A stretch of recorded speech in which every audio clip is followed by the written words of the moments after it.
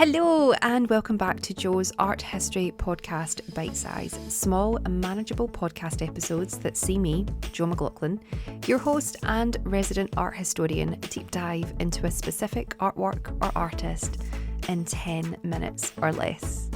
Hello and welcome back. This week we are deep diving into the life and works of the incredible sculptor Richard Serra, who is and was a monumental figure in contemporary art, renowned for his innovative large-scale sculptures and his exploration of space, material, and how his works made his viewers interact both with the artworks and the space they were in.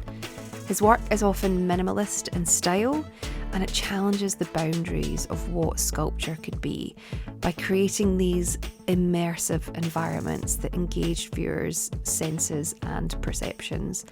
Serra really sadly passed away earlier this year, in 2024, and I'm not going to lie, I was completely devastated to hear the news. He was rather, a really special talent, and I've seen quite a few of his works in person, and I was always really lucky that the Gagosian Gallery in King's Cross always had, every now and again, shows of his where, in order to get these incredible big sculptures in, they would take the roof off to put them in, and I would go down on my lunch break when I worked at Pangolin and sort of lose myself within them. They're just the most incredible sculptures, and he really did break the mould for what public sculpture could and should be, and I'm really excited to bring this episode to you in his memory. So let's get started. Richard Serra was born on the 2nd of November 1938 in San Francisco, California. His father was a Spanish immigrant who worked as a pipe fitter at a shipyard, and his mother was a housewife with a keen interest in art. And this, what is termed as a blue-collar upbringing, profoundly influenced Serra and instilled with him a deep appreciation for manual labour and industrial materials, themes that would later become a permanence within his work. Serra attended the University of California, Berkeley, before transferring to the University of California, Santa Barbara, where he graduated with a degree in English literature. His academic pursuits of literature honed his critical thinking skills, which later became crucial in his conceptual approach to art. Serra's formal art education began at the Yale University School of Art and Architecture, where he received a Bachelor's of Fine Arts and a Master of Fine Arts in 1964. At Yale, he was mentored by prominent figures such as Josef Albers, which, very interestingly, this is the second time in this season that I'm mentioning Josef Albers, because he also influenced another artist episode that's coming up, which is Ruth Asawa. And Josef Albers was a member of the Bauhaus movement and teachings. And it was those teachings that he got from Albers that formed Serra's deep understanding of visual and spatial relationships. After graduating, Serra spent time in Europe on a Yale travelling fellowship, where he was exposed to various avant-garde art movements, including minimalism and process art. These experiences were pivotal, steering him away from traditional sculpture and towards a more experimental and conceptual approach. His early works from this period, such as Splashing, made in 1968, involved the direct manipulation of materials like molten lead. In Splashing, Serra threw molten lead against the corners of a warehouse, letting it cool and harden in place. This piece, along with others like Casting, created in 1969, exemplified his interest in the properties of materials and the process of their transformation, rather than their creation of a final static object.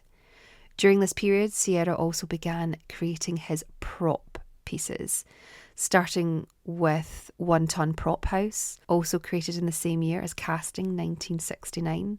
This series involved balancing heavy sheets of lead without any external supports, emphasising gravity and equilibrium. These works were not only physical but also conceptual, challenging traditional notions of sculpture by foregrounding the conditions of their own making. In the 1970s, Serra transitioned from using lead to working with steel, a material that would become synonymous with his work, and again sort of nodding back to his father's time as a shipbuilder. His large-scale site-specific sculptures often used rolled steel plates, emphasising mass, weight and gravity. These works were characterised by their minimalist aesthetic and their engagement with the viewer's perception and movement through space. One of Serra's most significant early steel works is Tilted Arc, created in 1981. And it was commissioned by the General Service Administration of Federal Plaza in New York City. This was a 120-foot long, 12-foot high carved steel wall, which bisected the plaza, radically altering the space and the way people moved through it and within it. Tilted Arc sparked intense public debate and became a focal point for discussion on public art, site specificity, and the role of art in public spaces. This work itself is one of the most controversial public works of art, so much so that it ended up people in New York suing the plaza, or the people that operated the plaza, because the work itself was so grand. It disrupted everyone's daily commutes and added extra time onto it. And the decision was made in 1989 that after a successful legal battle on the public side, that the sculpture would be removed, and it was taken down in 3 parts. And I believe it still remains in storage to this day, which is completely devastating. And I'll try and include an image in the podcast episode feed on my Instagram page so you can see it, or if not, just give it a little Google, because it's a beautiful sculpture, but it does more or less completely dissect the plaza in two.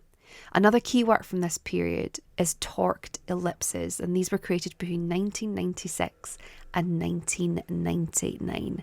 These are a series of sculptures that feature massive steel plates bent into elliptical shapes. These pieces created dynamic interior spaces, inviting viewers to walk through and experiencing disorienting perceptives and shift in balance. And I've actually been very, very lucky enough to walk through one of these sculptures before, and it's so engulfing and massive, you forget where you are, and you feel really, even though you're moving in a circle, you kind of feel like there's no escape from them. They're just the most incredible things. And it was the Torqued Ellipse series actually that demonstrated Serra's deep understanding with the physical experience of space and his ability to manipulate large-scale industrial materials into eloquent, fluid forms. And these are the works that really got people excited about the artist's practice and what he could do. And in the 1990s and the 2000s, this marked a period of international acclaim for Serra, with numerous exhibitions and commissions around the world.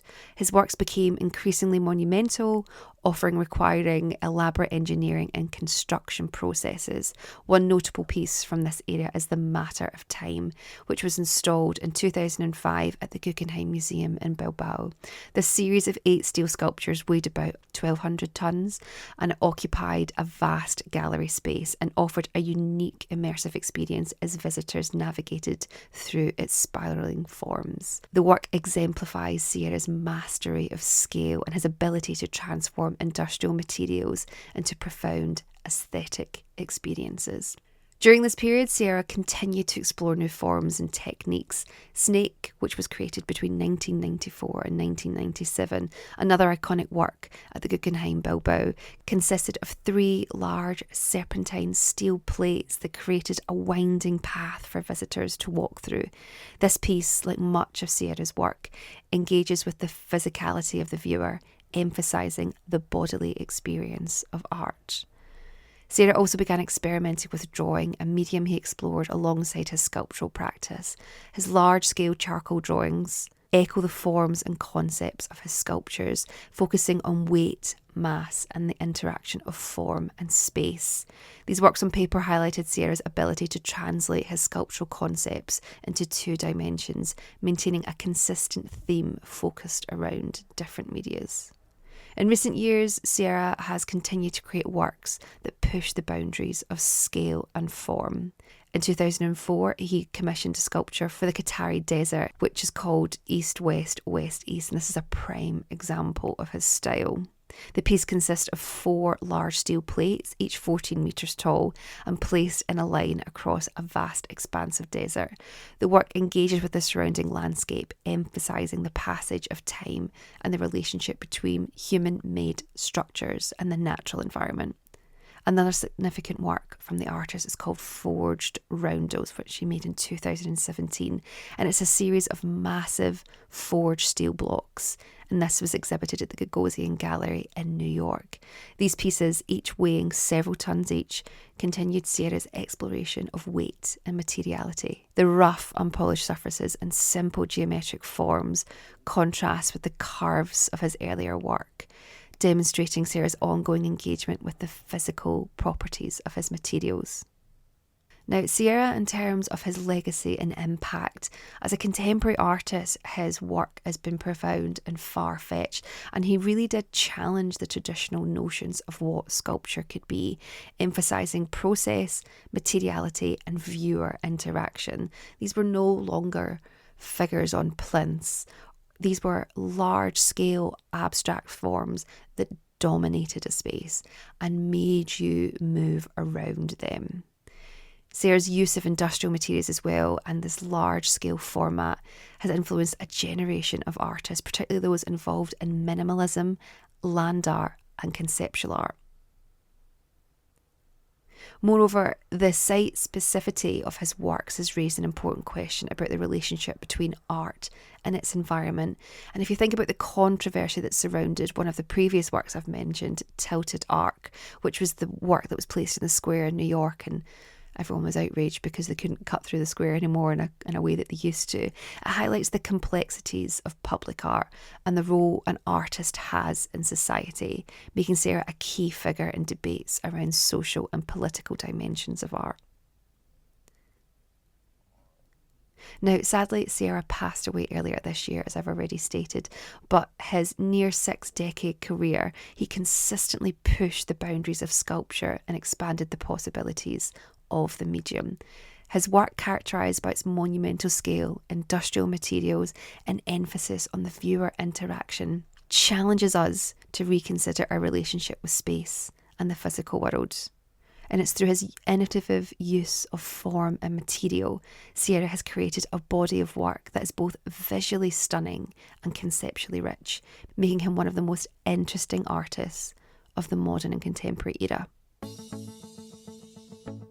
And there you have it, another episode of Jo's Art History Podcast, Bitesize. Small, manageable podcast episodes that see me, Jo McLaughlin, your host and resident art historian, deep dive into a specific artwork or artist in 10 minutes or less.